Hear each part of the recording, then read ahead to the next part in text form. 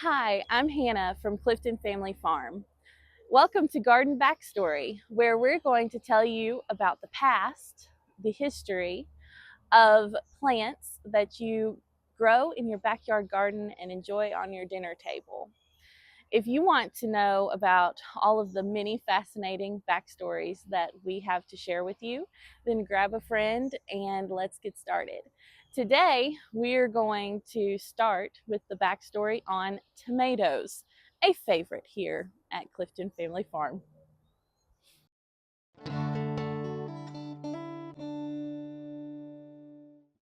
Tomatoes are a kitchen staple today. People use them for everything from pizza to salads. But did you know that there was a time when tomatoes were feared and banned and considered downright poisonous? Let's talk about the origins of tomatoes from their humble beginnings to where they are today.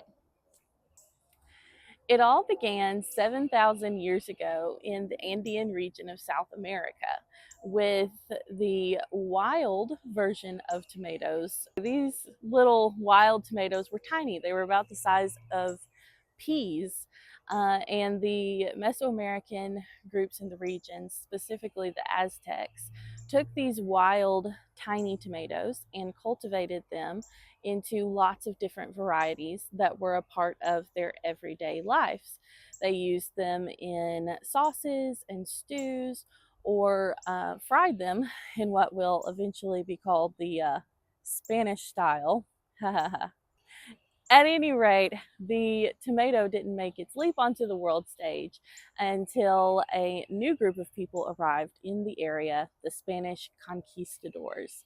In 1521, Hernan Cortez and his army conquered the Aztec capital and began what is known to historians as the Columbian Exchange, a vast transfer of animals and plants and culture between the old world and the new.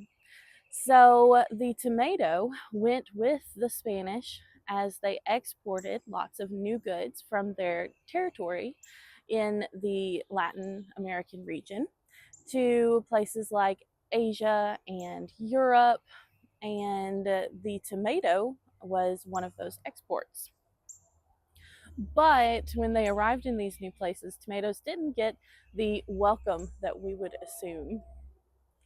In 1544, there's the first mention of tomatoes in a European primary source. An Italian herbalist named Pietro Andrea Mattoli wrote about the tomato. He thought it was a type of eggplant and called it pomme d'oro, or golden apple. So it sounds like it must have been a pretty plant, and the Italians thought it was. It was used more for ornamental purposes than something you might eat. Across the channel in England, the tomato received even more suspicion. In 1597, an English botanist named John Gerard, published The Herbal, which was a pretty widely read book. And in it, he said that tomatoes had a rank and stinking odor, and that they were unfit for human consumption. So that opinion about tomatoes stuck for generations, especially when some aristocrats got sick after eating tomatoes. They started to think that they were poisonous. And today, lots of historians and scholars think that the tomatoes' acidity actually leached lead from the pewter plates that aristocrats ate them on. So it wasn't really the tomatoes' fault that these aristocrats died from lead poisoning, but no one knew that in the 17th century.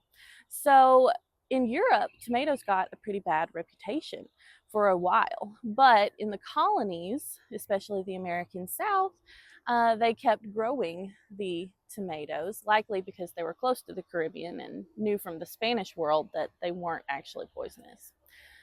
Later on in the 1700s, Thomas Jefferson, the third president of the United States, was introduced to tomatoes while visiting Paris. And he liked them so much that he sent some seeds back to his plantation to grow in his home garden in Virginia, sparking a small tomato renaissance in the US. But it wasn't until the early 1800s that tomatoes really started to catch on. The story goes that in 1820, a guy named Robert Gibbon Johnson, who himself is a really interesting character. But he was an American gentleman farmer in New Jersey, and he sat down at the county courthouse and ate a basket of tomatoes to prove that even though they were technically classified as nightshades, they were not poisonous. Whether that story is true or not, it is true that during the 1820s and 30s, the reputation of tomatoes had changed. The tomato started to make its way into cookbooks and seed catalogs and even medical journals. They weren't just a curiosity anymore, they were becoming a trend. Tomatoes were gaining popularity for their supposed medical benefits, especially. That was largely thanks to a Massachusetts doctor named John Cook Bennett who touted their health properties.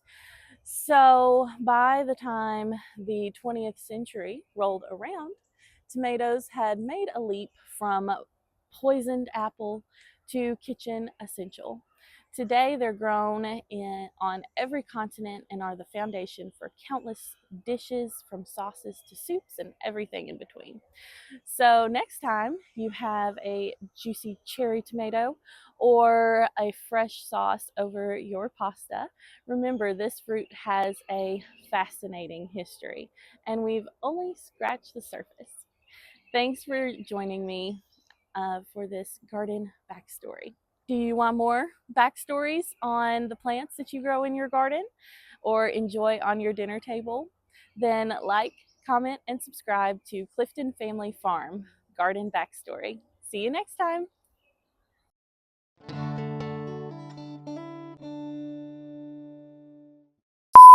Solanum, pimpinolifolium.